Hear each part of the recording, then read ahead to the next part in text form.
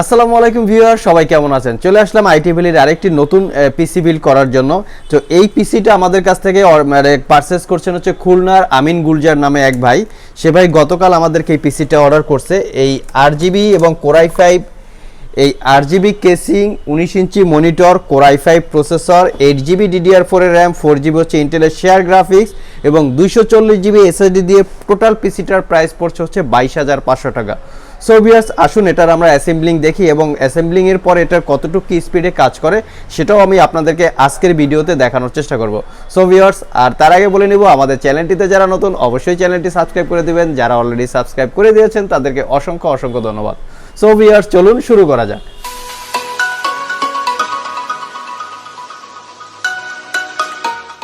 ভিডিওর শুরুতে আমি আপনাদেরকে শপের লোকেশন বলে দিচ্ছি। আমাদের শপের লোকেশন হচ্ছে Mirpur Shewrapara bus stand, green ইউনিভার্সিটির অপোজিটে অনামিকা কনকট শপিং কমপ্লেক্সের দোতলায় 236 নাম্বার শপ।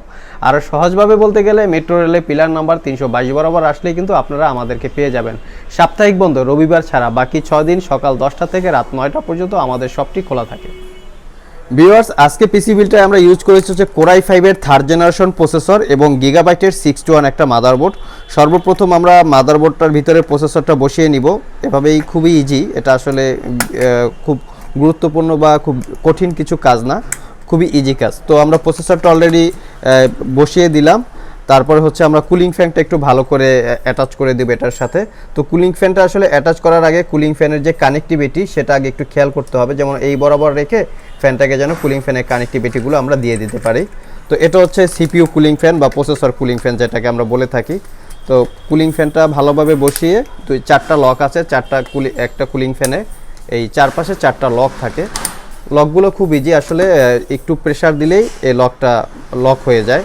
আর এখানে যদি পারি আমি কেবলটা একটু আমরা খুবই সুন্দর করে একটা করে দিব যাতে আসলে ছড়িয়ে ছিটিয়ে না থাকে সিপিইউর ভিতরে।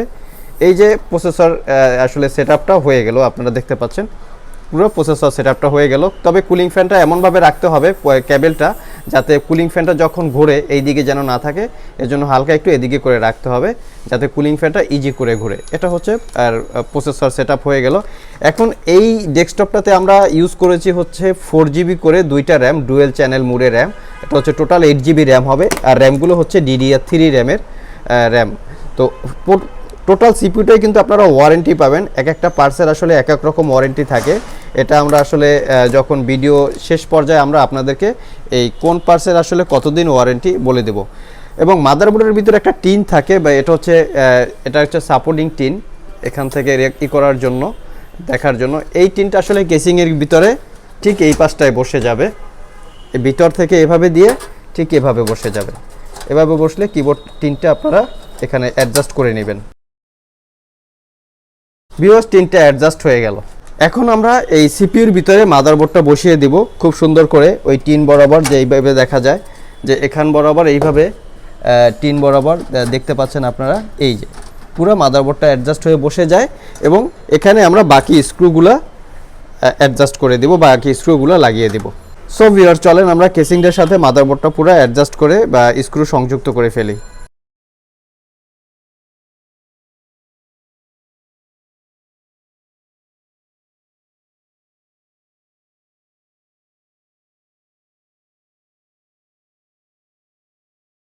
ভিউয়ার্স, পুরা সিপিইউর সাথে মাদারবোর্ডটা কানেক্টিভিটি শেষ বা একদম অ্যাডজাস্ট করা শেষ। আপনারা দেখতে পাচ্ছেন খুবই ভালোভাবে এটা ছোটো হয়ে বসে আছে।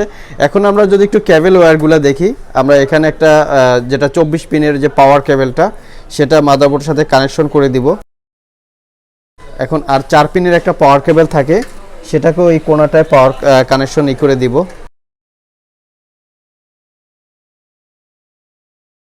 তো কানেকশনগুলো লাগানোর আগে অবশ্যই কুলিং ফ্যানটার দিকে একটু খেয়াল রাখতে হবে যেন কুলিং ফ্যানটা ভালোভাবে মুভ করে অথবা ঘোরার সময় যেন কোনো বাধাগ্রস্ত না হয়। এবং এটার সাথে আমরা ইউজ করেছি হচ্ছে western ডিজিটালের 240GB SSD.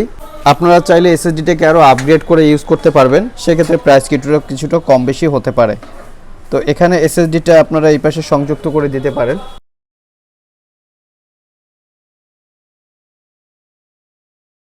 Viewers, full machine মোটামুটি অ্যাসেম্বলিং রেডি। এখন আমরা যাব এটার হচ্ছে পাওয়ার কানেকশন বা এর কেবল কানেকশনগুলোর ভিতরে।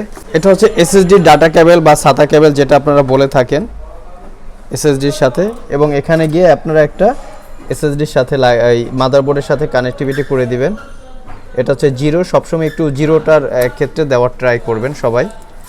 আর হচ্ছে বাকিগুলো পাওয়ার কানেকশন একটু কেয়ারফুলি করতে হবে, কারণ এগুলো আসলে পাওয়ার কানেকশনগুলো খুব একটা ইজি না। ভিউয়ার্স, এগুলো হচ্ছে মাদারবোর্ড এবং কেসিংয়ের সাথে পাওয়ার কানেক্টিভিটি বা পাওয়ার কেবলগুলো, এগুলো একটু খেয়াল করে বা খুবই কেয়ারফুলি কানেকশন দিতে হবে, কারণ এগুলো খুব একটা ইজি না। তো আপনারা চাইলে কারো এক্সপার্টের হেল্প নিতে পারেন, অথবা মাদারবোর্ডের ভিতরে যে ম্যানুয়ালটা থাকে সেই ম্যানুয়ালটা দেখেও আপনারা এটা কানেক্টিভিটি বা কানেকশন করতে পারেন। তো এই জিনিসটা একটু এইটার ভিতরে জটিল, খুব একটা ইজি না। এই জন্য আমি আপনাদেরকে বলবো কারো আপনারা এক্সপার্টের সহযোগিতা নেন, অথবা মাদারবোর্ডের ম্যানুয়াল দেখে বা ম্যানুয়াল ফলো করে এইটার কানেক্টিভিটিটা দেওয়ার ট্রাই করুন।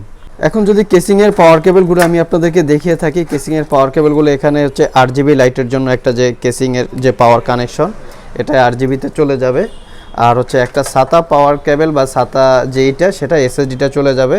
কারো যদি একাধিক সাতা এসএসডি থাকে অথবা হার্ড ডিস্ক থাকে, সেক্ষেত্রে আলাদা আলাদা করে কানেকশন আপনারা দিতে পারেন।